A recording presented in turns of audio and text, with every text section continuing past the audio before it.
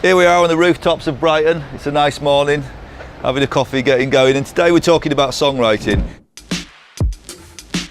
And I've got to make some fairly serious points, and the one thing that we're dealing with day in, day out is the absolute sheer number of new artists, solo artists, singer-songwriters and bands. It's staggering the amount of people that are out there doing this, and it's a fantastic thing because the democracy, the way we're all in the music business now, we can all start something, get our music out there and reach an audience. And of course it is a bit of a double-edged sword because you've got to cut through this incredible amount of noise. And how do we do it? Well, actually, if you look at people who are making a living as professional musicians and really doing the job, it's the same number there ever was at that top of the triangle, you know, and that's where most of the people I deal with want to be. They want to go from a local band to a national band. So how do we cut through the noise and get into that top 1% of bands? Well, it always comes back to the song. And it's amazing how, when a band really deliver, how quickly they can cut through everything because it spreads like wildfire. And one of the reasons it does that is because it's so rare. Quality songwriting is so rare. And increasingly it's misunderstood. We all know it when we hear it. You know, that's a great song. However, the problem for new artists is, if you can sing well and you can play well, you're going to sound good, which is great, but that means that you can make average material sound superficially okay. But if we cast our minds back to the era that I started in, late 80s, early 90s, there was a lot of gatekeepers who protected the standards of the songwriting. So I'm talking about A&R men, I'm talking about radio, I'm talking about the opportunities to get on TV, all the rest of it. There was a process that we had to go through, and we couldn't just write a song and get it out. The A&R man would question it, quite rightly, and the biggest bands in the world would get their material bounced back. Do it again. We don't hear a hit. There was that cliched line, what's the line from the Tom Petty song? The A&R man said, "I don't hear a single." Back to the drawing board, rewrite the record, scrap the record, do it again. So there was a culture of acceptance that songwriting was life and death, and great songs were like a rare and precious thing. So we would do anything to get that great song, and that included working very, very hard, songwriting being almost like a job of work, as well as in its, you know, moments of inspiration and moments of graft and perspiration. And there was also a culture of doing co-writes. The biggest bands in the world continue to do that, and it's a little bit like a trade secret. And smaller bands tend to see it as a slight, almost affront to their own creativity. But I'd say, nothing ventured, nothing gained. Imagine what you'd learn from organising a songwriting session once a month. Imagine what you'd learn by writing with people who've already had big songs that have reached a big audience, been on the radio. There's a huge opportunity here, and rest assured, only 1% of bands out there will be doing this stuff, less than that. It's a real quick win. So today we're going to chat to Georgia Train, who's a very impressive young writer who's carved a niche for herself. Let's see what she's got to say and see what we can learn from it. So, hi Georgia, thanks for joining us. First thing on the day, so we've got the coffee on the go. So I've known you for at least 15 years or so, yeah. I think. And in that time I've watched you carve out a real niche as an artist and a songwriter. So would you mind just telling us a little bit, just give us a bullet point background, tell us what you do? Yeah, so I met you because I went to BIM. So I started thinking that I wanted to just be a vocalist, and it was really through wanting to be a singer that I realised the need to write the songs as well. Right. So obviously sort of honed the craft with taking up some piano lessons and guitar and theory. And you did that for your songwriting? 100%, yeah. Wow. I thought I could always write songs a cappella, which was fine, yeah. But ultimately I wanted to perform them as well. Yeah. So I began then kind of performing the songs. I did the whole kind of band thing, toured for a while, and that band was Bitter Ruin. Bitter Ruin, yeah. And it did really well. We did all right for an indie band, and we had some really, really nice little moments in our career. But ultimately, it all got a bit boring because I think I really realised that my love for writing was the thing that kept me going, and right. I think once you get a little bit of success as an artist, you just go on and you play the same set over and over and over again. Yes. So that kind of really made me realise that it was the writing that I liked, and it was the kind of buzz of getting up and creating something new every day that kept me going. Yeah. And at that point, I was contacted by a songwriting company called Xenomania, which was a totally new concept to me. So they were a songwriting house. Songwriting house, this is amazing. Very kind of manufactured. That's what the outsider's perspective is that they're just this conveyor belt of kind of creating pop hits by like sticking 3 or 4 different songs together and stuff like that, which there is an element of that. Yeah. But I found the way that they worked really fascinating, and I found it really therapeutic in a cathartic way to just like chuck out loads of different ideas without it necessarily needing the patience to like really be cohesive with it. Yes, I mean, I think what a lot of people don't realise is the huge boom in the kind of rock scene in the late 80s, early 90s, all the way through the grunge thing. This is what the rock guys are doing. Even some of the grunge bands are doing this, and because you can't rely on inspiration all the time. Sometimes absolutely. it comes, and you've still got to write and keep your standards up. And maybe it's 3 days of hard graft, and you get the inspiration at the end of that. I think it's that mixture between like discipline enough to sit yourself down every day and give it a go. Yeah. But I've always got the sort of mentality that I'm going to sit myself at the piano or with a pen and paper for an hour. Yeah. But if nothing comes out, it doesn't matter. No. Or if I think whatever I'm writing is a load of rubbish, actually still just get it out, throw the ideas out there. And I think it's difficult when you know you're going to be the performer that goes on and sings those songs as well, because you're constantly sort of thinking about that future you while you're in the writing process. Okay, and I think that can be quite dangerous at times, because when you're writing a song, you haven't reached the end point yet where you've gone back and you've done your edits and you've created something wonderful. So as that pen is touching the paper, you are critiquing it at the level you know you want it to be at. That's a really good point, because I think when I've been watching artists writing, one of the real big inhibiting things is when they're just trying to write a masterpiece with the first line, and then you never get past the first line because you want it to be change the world, and actually a lot of writers just get it out and then quality assess it later. And that's what Xenomania taught me, because one of the things that I remember Brian Higgins saying when I went in for the first kind of writing session was that he's chosen to work with me because he believes in my intuitive writing style. It's like when you get to a certain level as a writer, it should be that you can sit down and like at your very worst, you're still quite good. And so just get that out. Well, like a musician, you can basically deliver even if you're not on form.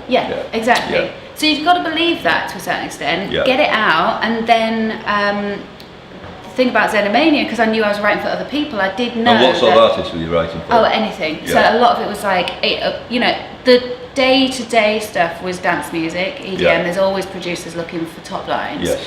But I mean, we were writing for, just to name a few of the pitches, people like Zayn Malik, Kylie Minogue, Ella Eyre, real pop princesses, and. The main one for me was the Kaiser Chiefs, though. That's who I ended up writing for while I was there. And that's a really good example of a band. I mean, that's serious songwriting in that band, and yet they're still doing co-writes. And they love it as well. I think you've got to be open to it. They've got a 10-15 year career behind them. They're not gonna. I think part of being a great artist is also understanding that you need other people's input. You can't just be in your own bubble, and I think that's why they get co-writes in, because they want to explore different areas. If you're writing with other people, you're going to come across notes in a scale that you wouldn't automatically get to. It's as simple as that, really. Or a process, or a way of doing it, or a way of looking at the world, or they might also see something in you that you can't see yourself. It's hard to be objective. So when you wrote with the Kaiser Chiefs, was it all the band? Was it just one? No, I was in the studio on my own. Were you? Right. I was given some demos that had no vocals on or anything. Just very, very simple rough chord progressions. That even since then, since I wrote over them, the chords have changed. So they may, they needn't even have been Kaiser Chiefs songs for me to write over. They could have just literally been some starting a BPM or something, So so I wrote probably about 25 different songs for the Kaisers, and then just all of those got pitched, and they just picked their best bits, and I never met them. Wow, but really great to have pulled that off. Yeah. You've got your music out there. Like. It's a really weird thing as well to see it a year later being performed and being, I didn't even know, but it was going to be the title track of the album. Yeah. And I remember the day that I found out that they'd called the album after the song. Right. What was that song called? We Stay Together. Right. And then what happened after that for you career-wise? Well, I realised that after doing a lot of pop writing for Xenomania and stuff, I realised that I did want a little bit more of a say in who I wrote for and how I wrote the songs. And also, I've just got it in my nature to be my own boss, and I did find it quite restrictive just working underneath somebody else's kind of timetables and stuff like that, you know. So I just decided to kind of go alone, and I wanted to set up a management, publishing and songwriting company, and so far so good. Right, great. Yeah. And you're based in Brighton, and where are you at with the project now? So the company's called Hookers, and its original concept was that we were a songwriting collective that would be known in the industry for just consistent quality writers, not necessarily that have had cuts already, so I'm really keen to work with young new writers. artists, I found that through doing that, it actually meant that I needed to become an agent, a manager and a publisher. So I like so many other businesses, it's kind of got this 360-degree thing. People are specialists, but fine, they probably have to broaden out. Yeah, absolutely. And they do all go hand in hand. They do all work well together. And I just found myself sort of naturally sliding into a manager's role at times, and then naturally falling back into being a songwriter myself. And then, so I think once you accept that and you spend a bit of time learning about it, and you get all the legal stuff right, it's okay. But at first I did find that quite daunting. I did just want it to be a songwriting collective. But now we've moved into the realms of obviously publishing, management. We've got our first release out for an artist of ours who's actually under our management arm, which is really exciting.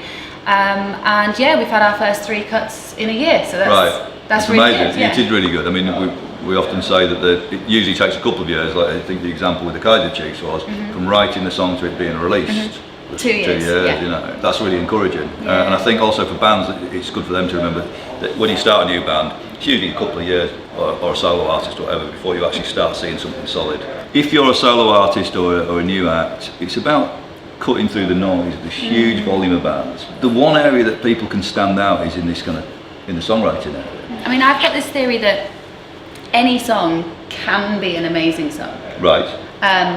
But you've got to be open to editing it, and you've got to be open to having somebody else come in and take the seed of what you may have created, and give you that elevation, give you that, whether it's just that it needs a bit of icing on the cake, or whether it needs completely taking all the chords away and just redoing all the chord progression or something like that. It's interesting that you use the word edit, because I would use the word arrangement, but it's the same thing.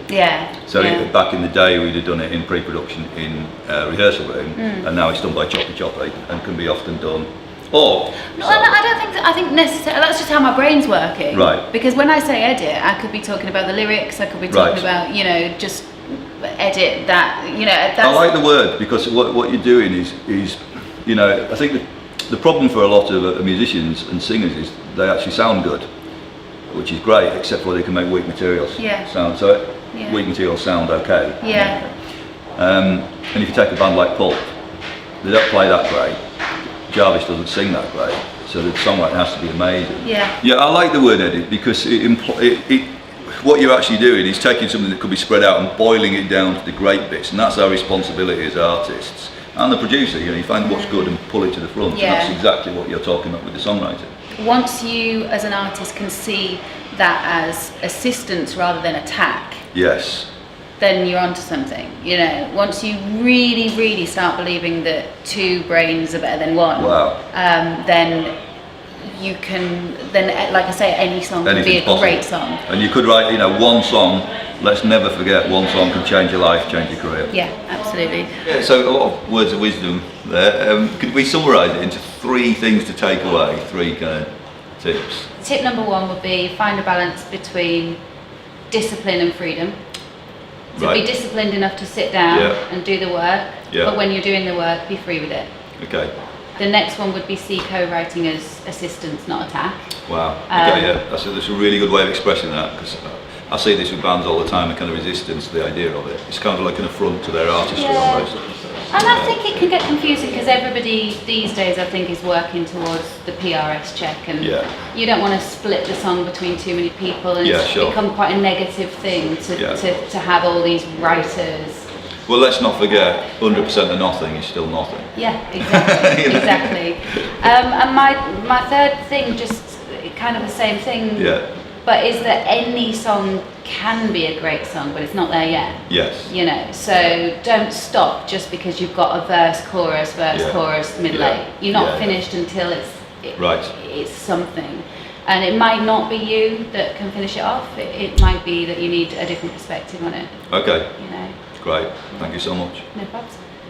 So, some amazing thoughts and tips there from Georgia. Here's 3 tips from me as well. Number 1, think about subject matter and titles, and just spend a week writing titles. And if you've got a great subject, a great idea, a great title, you're well on your way to a great song. Number 2, think about tempo, feel, groove. Think about tempos and feels that make large groups of people move, affect you in a certain way. Collect titles, see how they fit with the tempos, edging closer to a great song. Number 3, how about writing the hook first? A lot of the time we box ourselves in by writing a really good quality verse, and then we've got to kind of glue a chorus on. How about writing backwards? Write the chorus, empty stuff out, and see if we can set that chorus up really well. So you're thinking about that kind of hook point first. And I suppose while we're talking about this process, allow yourself that freedom. Sometimes a song just comes in an organic way, and it still will. And when it doesn't, fall back on process. So it's like Georgia said, it's that combination of craft, art, go and write a song.